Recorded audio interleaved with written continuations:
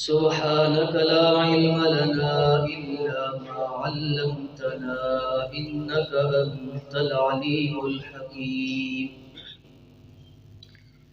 سبحانك لا علم لنا إلا ما علمتنا إنك أنت العليم الحكيم. سبحانك لا علم لنا إلا ما علمتنا إنك أنت العليم الحكيم. کل کے سبق میں آپ نے چند عنوان سماعت فرمائے. سب سے پہلا عنوان یہ تھا کہ اللہ تعالی نے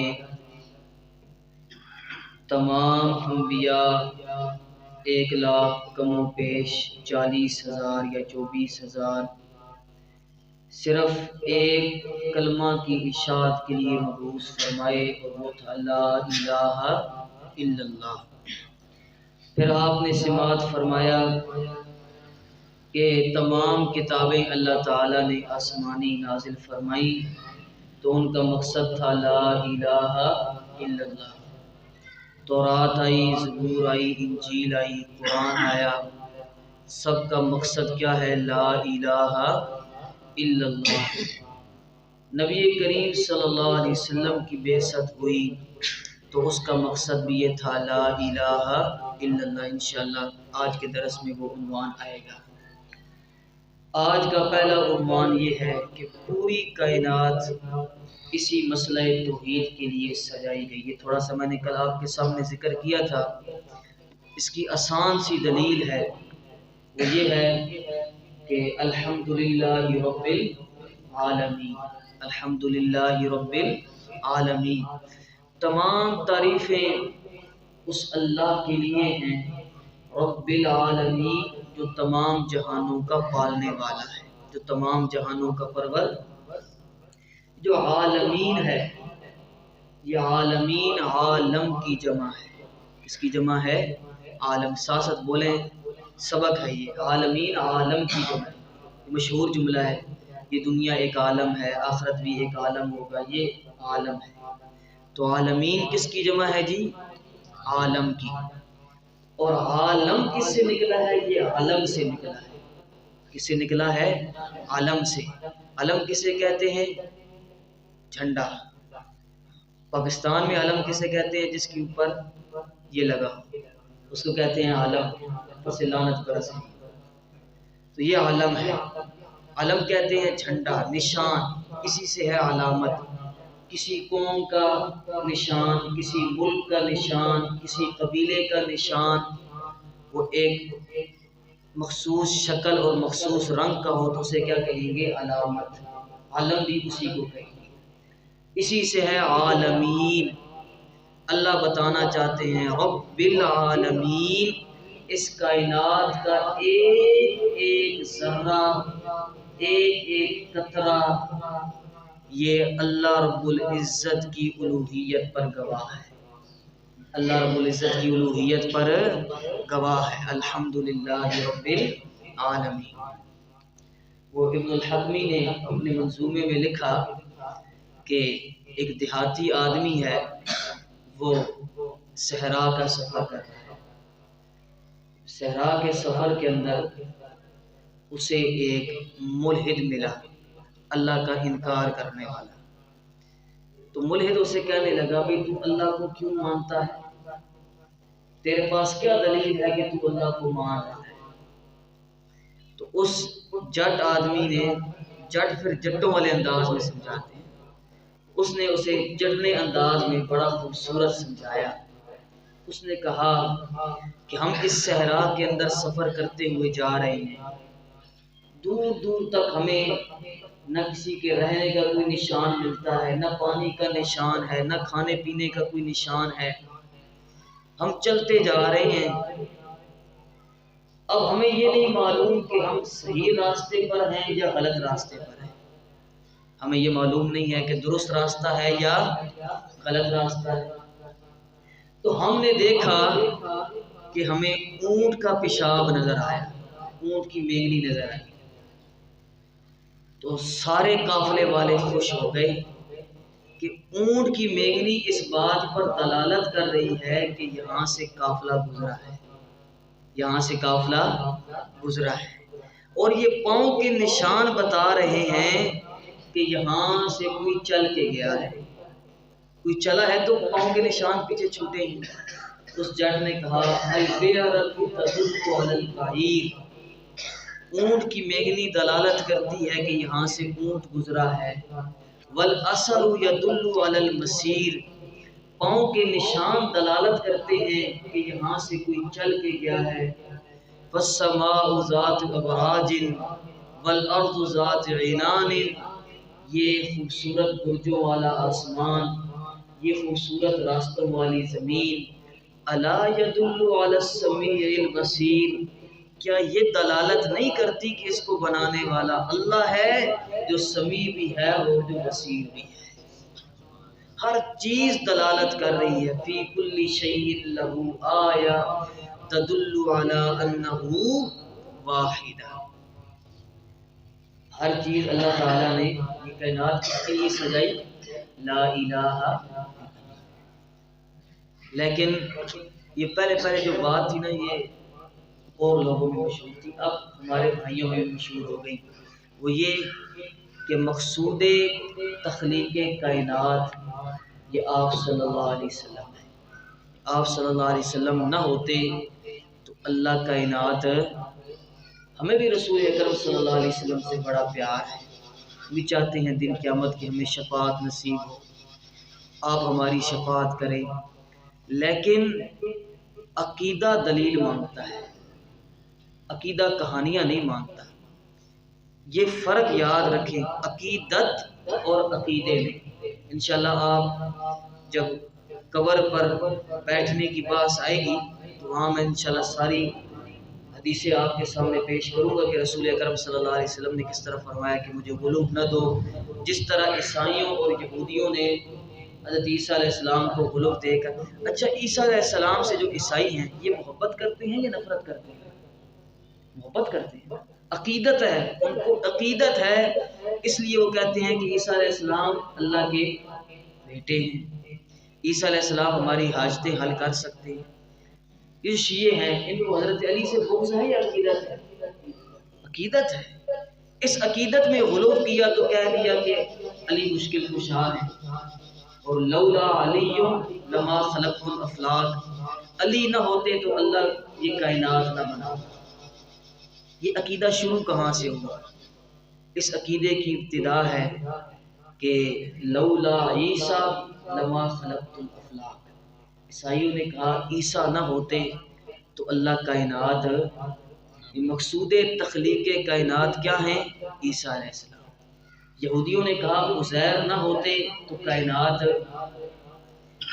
شیعوں نے کہا لولا علی لما خلقت الافلاک، علی نہ ہوتے تو کائنات، اور ہمارے بھائیوں نے یہ حدیث کھڑی اور یہ ہمارے سٹیجوں کے اوپر بیان ہوتی ہے، لولا لما خلقت الافلاک، لولا لما خلقت الافلاک۔ انشاءاللہ اس حدیث کے اوپر جتنی بھی محدثین کرام نے کلام کیا ہے وہ آپ کو اس کتاب کے اندر مل جائے گا، ابھی صرف آپ سماعت فرمائیں۔ لولا لما خلقت الافلاک، اے میرے محبوب آپ نہ ہوتے تو ہم کائنات نہ بناتے۔ اس طرح کی ایک اور روایت ہے، وہ روایت یہ ہے کہ اللہ تعالیٰ نے حضرت عیسیٰ علیہ السلام کی طرف وحی فرمائی، یا عیسیٰ آمنا بمحمد، اے عیسیٰ علیہ السلام حضرت محمد صلی اللہ علیہ وسلم پر آپ ایمان لائیں، اور اپنی امت کو کہہ دیجئے جو ان میں سے حضرت محمد صلی اللہ علیہ وسلم کو پالے تو ان پر بھی ایمان لائیں۔ آگے کیا؟ فلولا محمد ما خلقت آدم، اگر محمد صلی اللہ علیہ وسلم نہ ہوتے تو میں آدم کو نہ بناتا، ولولا محمد ما خلقت الجنہ والنار، اگر میں نے نبی کریم صلی اللہ علیہ وسلم کو نہ بنایا ہوتا تو میں جنت و جہنم بھی نہ بناتا۔ اور پھر فرمایا کہ جب میں نے عرش بنایا تو یہ ہل رہا تھا، عرش بنایا تو یہ ہل رہا تھا، تو میں نے اس عرش کے اوپر لکھ دیا محمد رسول اللہ، عرش رک گیا، عرش رک گیا۔ یہ جو روایت ہے اس کے بارے میں علامہ البانی نے اس کو ضعیف کہا، مستدرک للحاکم میں امام حاکم نے نقل کیا، اس پر امام ابن حجر اسقلانی نے ضعیف ہونے کا فتویٰ لگایا۔ اور سب سے خوبصورت بات کہ اس کو فضائل اعمال میں شیخ زکریا نے نقل کیا، فضائل اعمال میں یہ روایت نقل ہے۔ کہتے ہیں جی فضائل اعمال میں نقل ہے تو آپ بزرگوں کو نہیں مانتے۔ شیخ زکریا نے عربی میں نیچے ایک بات لکھی، اب وہ عربی کسی کو آئے تو پڑھے۔ شیخ زکریا نے لکھا فضائل اعمال کے نیچے کہ قال ملا علی قاری، حنفی محدث ملا علی قاری رحمہ اللہ تعالی فرماتے ہیں ھذا حدیث موضوع علی رسول اللہ صلی اللہ علیہ وسلم، یہ روایت نبی کریم صلی اللہ علیہ وسلم پر کھڑی گئی ہے، نبی کریم صلی اللہ علیہ وسلم پر کھڑی گئی ہے۔ یہ شیعہ رافضی اور شیعہ راویوں نے لولا علی لما خلقت الافلاک کا راستہ کھولنے کے لیے اس روایت کو رسول اللہ کے ذمے لگایا، رسول اللہ کے ذمے لگایا۔ لیکن آگے ملا علی قاری رحمہ اللہ نے کہا لیکن معناہ صحیح، لیکن معناہ، لیکن اس روایت کا معنی صحیح ہے، اس روایت کا معنی صحیح ہے۔ اس کا کیا مطلب ہے بھائی؟ اس کا مطلب یہ ہے کہ اس طرح کی بہت ساری روایات منقول ہیں، ہم اس کو معنی صحیح مانتے ہیں۔ ہمارے دادا استاد پردادا استاد شیخ حسین علی البانی رحمہ اللہ، انہوں نے کہا ملا علی قاری نے کہا ہے کہ معنی صحیح ہے لیکن معنی میں بیان کروں گا۔ پھر انہوں نے معنی بیان کیا پر مزہ آ گیا، سبحان اللہ۔ کہتے ہیں لولا کلمہ خلقت الافلاک، میرے محبوب اگر ہم نے آپ کو نہ پیدا کرنا ہوتا اور آپ کی زبان مقدس سے توحید کے نعرے نہ لگوانے ہوتے تو ہم اس کائنات کو پیدا ہی نہ کرتے۔ آپ کو پیدا کیا، آپ سے توحید کے نعرے لگوانے تھے، لا الہ الا اللہ کی صدائیں لگنی تھی، اس لیے ہم نے اس کائنات کو تخلیق کیا۔ تو میں نے آپ کے سامنے یہ بات رکھ دی کہ مقصود تخلیق کائنات کیا ہے جی؟ لا الہ الا اللہ۔ کوئی ہستی، کوئی نبی، کوئی ولی، کوئی بزرگ ایسا نہیں ہے جس کے لیے اللہ نے یہ کائنات تخلیق فرمائی ہے۔ عقیدہ کی بات یہی ہے، عقیدت پہ جاؤ تو پھر آپ کچھ بھی کہہ سکتے ہو کہ فلاں ہستی فلاں ہستی فلاں ہستی بڑی بزرگ ہے، اللہ نے اس کے لیے یہ کائنات بنائی ہے۔ اور ایک عقلی بات سمجھیں آپ، عقلی بات یہ ہے کہ دیکھیں ہر نبی آ کر کس چیز کی دعوت دیتا رہا؟ لا الہ الا اللہ آدم صفی اللہ، لا الہ الا اللہ نوح نجی اللہ، لا الہ الا اللہ ابراہیم خلیل اللہ، لا الہ الا اللہ موسیٰ کلیم اللہ، لا الہ الا اللہ عیسیٰ روح اللہ، لا الہ الا اللہ محمد رسول اللہ صلی اللہ علیہ وسلم۔ ہر نبی آ کر لا الہ الا اللہ کی دعوت دیتا رہا۔ اگر مقصود تخلیق کائنات کوئی ہستی ہوتی، کوئی بزرگ ہوتے یا ہمارے نبی ہوتے تو ہر نبی آ کر اس کی دعوت دیتا، اس کلمے کی دعوت دیتا اور کہتا لوگوں کائنات اس مقصد کے لیے تخلیق کی گئی ہے کہ کائنات والے نبی کریم صلی اللہ علیہ وسلم کو مانے۔ لیکن کسی نبی نے آ کر یہ نہیں کہا، سب نے کہا لا الہ الا اللہ۔ قرآن نے بھی اس کو بیان کیا وما خلقت الجن والانس الا لیعبدون، اللہ تعالیٰ نے جن و انس کو صرف اور صرف اس لیے پیدا کیا لیعبدون، تاکہ وہ صرف اکیلے اللہ کی عبادت کریں، صرف اللہ اکیلے کی عبادت کریں۔ آخری عنوان یہ ہے ہمارا اہمیت مسئلہ الہ میں کہ نجات کا دار و مدار یہی مسئلہ ہے۔ یہ اس آخری عنوان کے بعد انشاءاللہ ہم پھر اپنی اصل مسئلہ کی طرف جاتے ہیں۔ آخری عنوان یہ ہے کہ نجات کا دار و مدار بھی یہی مسئلہ ہے، اس مسئلہ کے بغیر نجات نہیں۔ مشرک آدمی کی مغفرت، مشرک آدمی کی بخشش نہیں۔ ہاں ایک شرط پہ بخشش ہو سکتی ہے۔ اللہ نے کہا ایک کام تم کر دو، میں مشرک کو معاف کر دوں گا۔ وہ کام کیا ہے؟ وہ کام یہ ہے کہ حتیٰ یلیج الجمل فی سم الخیاط، تم ایسا کرو کہ سوئی لو اور اس کے نکے سے، اس کے سوراخ سے اونٹ کو گزار دو۔ تم اونٹ گزار لو گے تو میں مشرک کو معاف کر دوں گا۔ اسے کہتے ہیں تعلیق بالمحال، کہ تم کبھی بھی اونٹ کے نکے سے سوئی کے نکے سے اونٹ نہیں گزار سکتے ہو۔ جب تم یہ کام نہیں کر سکتے ہو تو میں کبھی مشرک کی بخشش، حدیث ہے جی بڑی مشہور، بخاری کی مشکات کے اندر بھی غالباً ہم صبح کے درس میں بیان کر چکے ہیں یا آگے آئے گی۔ حدیث یہ ہے کہ نبی کریم صلی اللہ علیہ وسلم کی وفات ہوئی، اور آپ صلی اللہ علیہ وسلم کی وفات بڑا سخت مرحلہ تھا صحابہ کرام پر۔ حضرت اماں فاطمہ فرماتی ہیں صبت علی مصائب لو انہا صبت علی الایام سرن لیالیہا، میرے بابا کے فوت ہو جانے کی وجہ سے جو غم اور جو مصیبتیں مجھ پر آئی ہیں، اگر دن کی روشنی پر یہ مصائب آتے تو سورج چمکنا ہی بھول جاتا، رات ہی رات ہوتی سورج چمکنا ہی بھول جاتا، دن ہی کبھی نہ ہوتا جو مصائب مجھ پر آئے ہیں اور میں نے صبر کیا ہے۔ صحابہ اکرام پر بڑا سخت مرحلہ تھا نبی کریم صلی اللہ علیہ وسلم کو دفن کرنا اور آپ صلی اللہ علیہ وسلم کی وفات۔ آپ صلی اللہ علیہ وسلم کی وفات کے بعد سیدنا عثمان بن عفان رضی اللہ تعالیٰ عنہ خلیفۃ المسلمین بیٹھے ہوئے ہیں اور آپ سوچ رہے ہیں، اور حالت آپ کی یہ ہے کہ آپ کا سر مبارک آپ کے گھٹنوں کے ساتھ لگ رہا ہے۔ اس سوچ اور اس فکر کے اندر بیٹھے ہوئے ہیں کہ پاس سے حضرت سیدنا عمر بن خطاب رضی اللہ تعالیٰ عنہ گزرے۔ گزرتے ہوئے آپ نے کہا السلام علیکم یا عثمان۔ حضرت عثمان نے سلام کا جواب ہی نہیں دیا۔ حضرت عمر رضی اللہ تعالیٰ عنہ کو بڑا غصہ آیا کہ میں نے سلام کیا اور سلام کا جواب نہیں دیا۔ سیدھا گئے خلیفۃ المسلمین سیدنا ابو بکر صدیق رضی اللہ تعالیٰ عنہ کے پاس اور ان کو شکایت لگائی کہ ابھی تو آپ صلی اللہ علیہ وسلم کو فوت ہوئے چند عرصہ گزرا ہے اور ہمارے درمیان اتنی جدائی ہو گئی ہے کہ میں نے سلام کیا اور اس نے میرے سلام کا جواب نہیں دیا۔ حضرت ابو بکر صدیق رضی اللہ تعالیٰ عنہ نے کہا کہ ایسا معاملہ نہیں ہے، ضرور حضرت عثمان نے کسی وجہ سے سلام نہیں کیا ہوگا۔ دونوں چلے، حضرت ابو بکر اور حضرت عمر حضرت عثمان رضی اللہ تعالیٰ عنہ کے پاس۔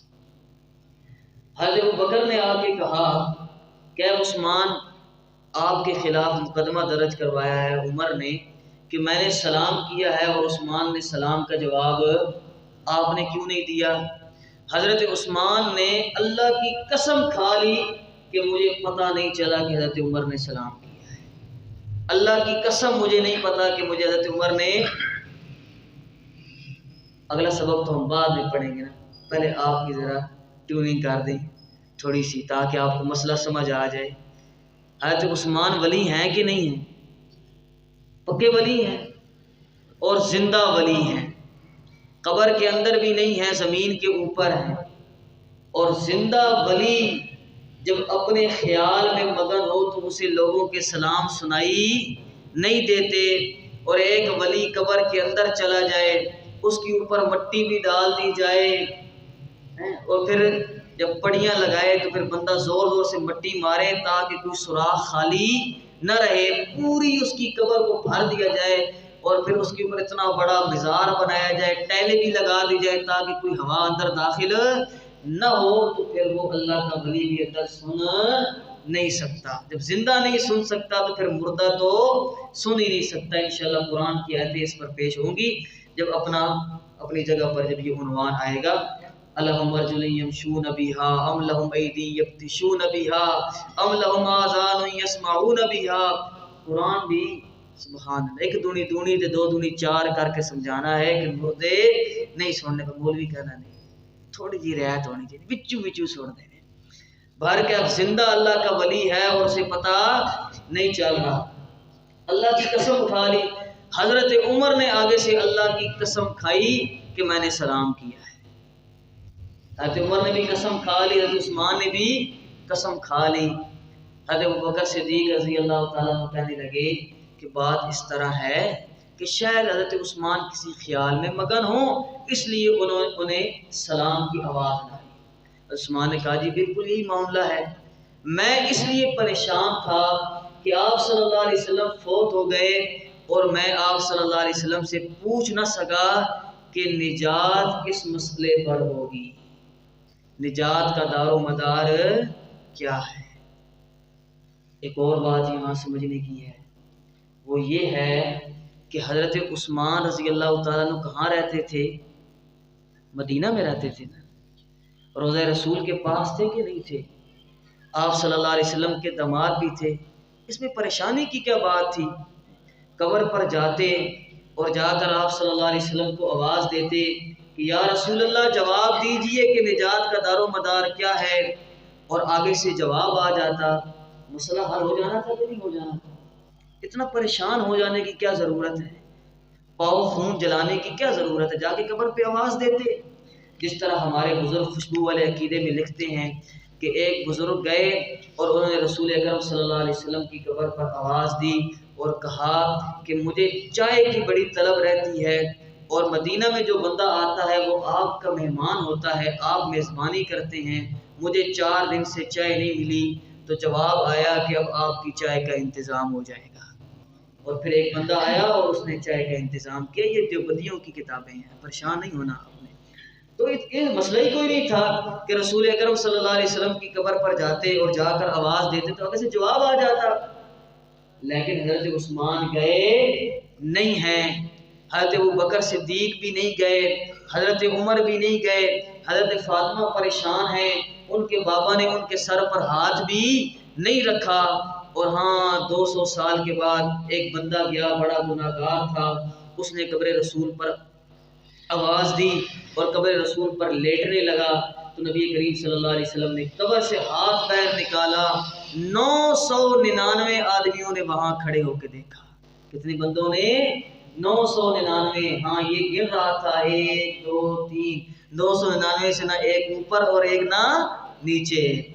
لا حول ولا قوت الا باللہ۔ عقیدے بھی بنائے ہیں تو کیسے خوبصورت عقیدے بنائے ہیں۔ تو حضرت ابوبکر صدیق رضی اللہ تعالیٰ نے جب سنا تو فرمایا پریشان ہونے کی ضرورت نہیں ہے، مجھے پتا ہے، میں نے رسول اکرم صلی اللہ علیہ وسلم سے پوچھا تھا کہ نجات کا دار و مدار کس مسئلے پر ہوگا، میں نے پوچھا تھا۔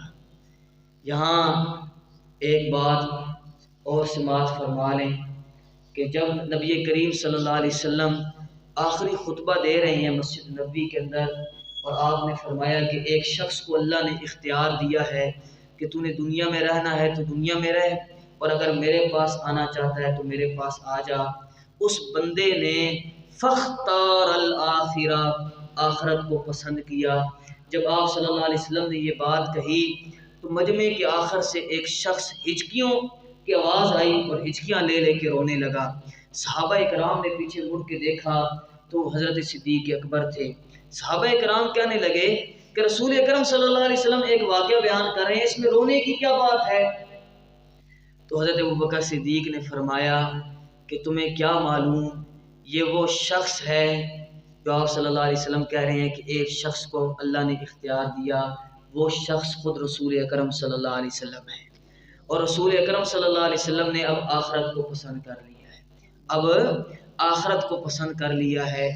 جب یہ بات کہی تو صحابہ اکرام نے گواہی دی، بخاری میں موجود ہے، مسلم میں موجود ہے، سیاستہ کی کتابوں میں موجود ہے، کان ابو بکر عالمنا، کان ابو بکر عالمنا، ابو بکر صدیق رضی اللہ تعالیٰ عنہ ہم میں سے سب سے بڑے عالم تھے۔ ابو بکر صدیق رضی اللہ تعالیٰ عنہ صحابہ اکرام میں سب سے بڑے عالم تھے۔ یرفع اللہ الذین آمنوا منکم والذین اوتوا العلم درجات، اللہ سب سے پہلے ایمان لانے والوں کو بھی بڑے درجے دیتا ہے، اور سب سے زیادہ جو علم رکھتے ہیں ان کو بھی اللہ بڑا مقام دیتا ہے۔ اسے ثابت ہوا حضرت صدیق اکبر امام الصحابہ ہے، امام الصحابہ ہے۔ اب اگلی بات، کان ابو بکر عالمنا، بکر نے کہا مجھے پتا ہے کہ نجات کا دار و مدار کیا ہے؟ فرمایا کیا ہے؟ تو کہنے لگے کہ میں نے رسول اکرم صلی اللہ علیہ وسلم سے پوچھا، یا رسول اللہ صلی اللہ علیہ وسلم نجات کس مسئلے پر ہوگی، نجات کا دار و مدار کیا ہے؟ تو آپ صلی اللہ علیہ وسلم نے فرمایا من قبل منی الکلمہ، جس بندے نے مجھ سے وہ کلمہ قبول کر لیا، التی عرضت علی عمی، جو میں نے اپنے چچا پر پیش کیا تھا، فردہا، میرے چچا نے اس کلمے کا انکار کر دیا تھا، اس کو رد کر دیا تھا، جس بندے نے اس کلمے کو قبول کر لیا، فَهِيَ لَهُ نِجَاتٌ، وہ کلمہ اس شخص کی نجات کا ضامن ہوگا، وہ کلمہ اس شخص کی نجات کا ضامن ہوگا۔ اور وہ کلمہ کیا ہے؟ آگے آپ روایت سماعت فرمائیں گے۔ آپ صلی اللہ علیہ وسلم بارہا کہنے لگے یا عمی قولوا لا الہ الا اللہ، اے میرے چچا آپ کہہ لیجئے لا الہ الا اللہ۔ اور پاس سرداران قریش بیٹھے تھے، انہوں نے کہا اترغب عن ملت عبد المطلب، اے ابو طالب تو عبد المطلب کی ملت کو چھوڑ دے گا، دین کو چھوڑ دے گا؟ لوگ کہیں گے اور سردار آخری وقت میں ڈر گیا تھا اور ڈر کر کلمہ قبول کر لیا تھا، لہٰذا آخری کلمہ ابو طالب کی زبان پر تھا، حضرت ابو طالب کی زبان پہ تھا کہ علی ملت عبد المطلب، میں نبی کریم صلی اللہ علیہ وسلم کی ملت کا انکار کرتا ہوں اور عبد المطلب کی ملت پر ہی فوت ہوتا ہوں۔ اس پر انشاءاللہ مزید بات آئے گی کہ ابو طالب کے بارے میں کیا حکم ہے شریعت کا، انشاءاللہ وہ ہم آگے بیان کریں گے۔ تو ابھی آپ نے یہ سماعت فرما لیا کہ اہمیت مسئلہ الہی ہے، تمام انبیاء اسی مسئلہ کے لیے مبعوث ہوئے، کائنات اسی مسئلہ کے لیے سجائی گئی، نجات کا دار و مدار یہی مسئلہ ہے، قرآن کا مرکزی مضمون بھی یہی مسئلہ ہے، قرآن اور پہلے صحیفوں کا مرکزی مضمون بھی یہی مسئلہ تھا، اور تمام کائنات اسی خوبصورت کلمے لا الہ الا اللہ کے لیے بنی ہے اور سجائی گئی ہے۔ اگلا عنوان اس کی ابتدا و سماعت فرما لیں تاکہ کل ہم اس کی دہرائی کریں تو آپ کو یاد ہو۔ توحید کے 4 درجے، توحید کی کتنے درجے ہیں جی؟ 4، ساتھ ساتھ بولتے جائیں گے انشاءاللہ، ان کو ایک ایک درجہ کھولیں گے، کوئی چیز انشاءاللہ ایک پوشیدہ نہیں رہے گی، جب آخری درس ہوگا تو انشاءاللہ آپ کو ہر چیز واضح ہو جائے گی۔ توحید کے کتنے درجے ہیں جی؟ 4، ان کو شاہ عبد القادر محدث دہلوی اور شاہ عبد الحق محدث دہلوی اور شاہ ولی اللہ، ان تمام حضرات نے پسند فرمایا ہے۔ توحید کے کتنے درجے ہیں جی؟ 4 درجے، حجت اللہ البالغہ میں بھی یہی 4 درجے ذکر ہیں۔ توحید کا پہلا درجہ ہے توحید فی وجوب الوجود، توحید فی وجوب مشکل لفظ ہے، اس کو آسان کریں گے، توحید فی وجوب الوجود، مطلب اس کا یہ ہے کہ واجب الوجود ہونے میں، لازم ہونے میں اللہ تعالیٰ کو اکیلا، یکتا اور واحد ماننا۔ اس کو ہم اور آسان کر لیتے ہیں، اور آسان یہ ہے کہ اللہ تعالیٰ ہی واجب ہے، ما سوا اللہ کے جتنی بھی ہستیاں ہیں، نبی ہیں، ولی ہیں، بزرگ ہیں، ان سب نے فنا ہو جانا ہے، ان سب پر موت ہے، ان سب نے ختم ہو جانا ہے۔ جب کوئی نہیں تھا تو اللہ تھا، جب کوئی نہیں ہوگا تو اللہ ہوگا، ہمیشہ سے اللہ تھا اور ہمیشہ سے اللہ رہے گا۔ یہ ہے توحید فی وجوب الوجود، اس میں اللہ کو واحد، تنہا اور یکتا ماننا۔ اللہ کے ما سوا نبی کریم صلی اللہ علیہ وسلم بھی واجب الوجود نہیں ہے، اس پر انشاءاللہ پھر ائمہ کے اقوال بھی سماعت فرمائیں گے۔ اور دوسرا توحید کا درجہ یہ ہے توحید فی الخالقیت، توحید فی الخالقیت، یاد کریں ساتھ ساتھ، توحید فی الخالقیت یعنی ہر چیز کا خالق ہونا، ہر چیز کو پیدا کرنے والا اور ہر چیز کو بنانے والا صرف اور صرف اکیلا اللہ ہے۔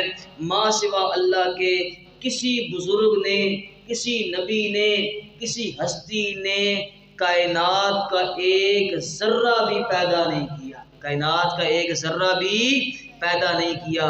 خلق کا معنی یہ ہے بغیر اسباب کے، بغیر نقشے کے اور بغیر آلات کے کلمہ کن سے پیدا کرنے والا صرف اور صرف اللہ ہے۔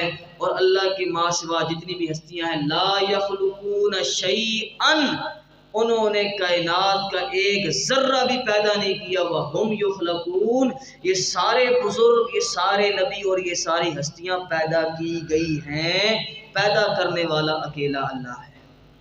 پہلا درجہ یہ ہے توحید فی وجوب الوجود، اللہ تھا کوئی نہیں تھا، ایک وقت آئے گا اللہ ہوگا کوئی نہیں ہوگا۔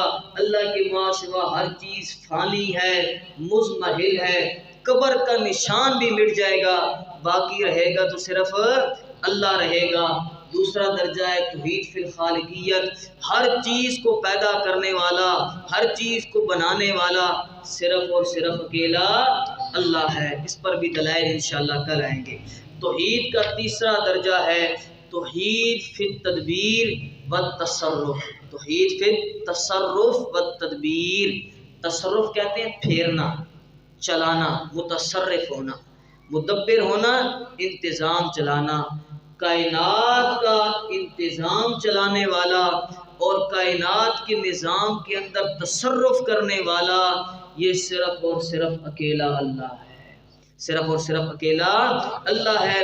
ماں سوا اللہ کے کوئی نبی، کوئی ولی، کوئی بزرگ اور کوئی ہستی ایسی نہیں ہے جو سورج کو لائے، چاند کو لے جائے، دن کو لائے، رات کو لائے، یہ سارا انتظام چلائے کسی ہستی کے اختیار میں۔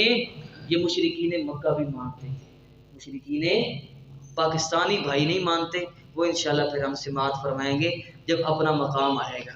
چوتھا درجہ ہے توحید فی الالوہیت والمعبودیت، لا الہ الا اللہ، یعنی عبادت کی تمام اقسام، عبادت کی تمام اقسام یہ صرف اور صرف اللہ کے لیے ہیں، ماں سوا اللہ کے کسی ہستی کے لیے عبادت کی کوئی قسم بھی مختص نہیں ہے۔